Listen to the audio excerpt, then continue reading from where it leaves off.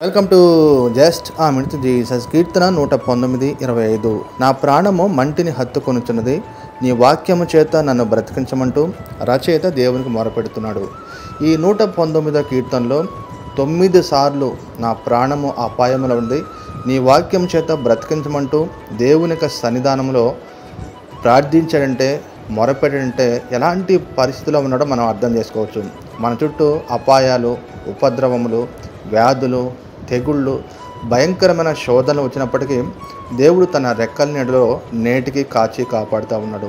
103వ కీర్తనలో చెప్పిన రీతిగా సంకటము నుంచి మనం విడిపించేవాడు దేవుడే.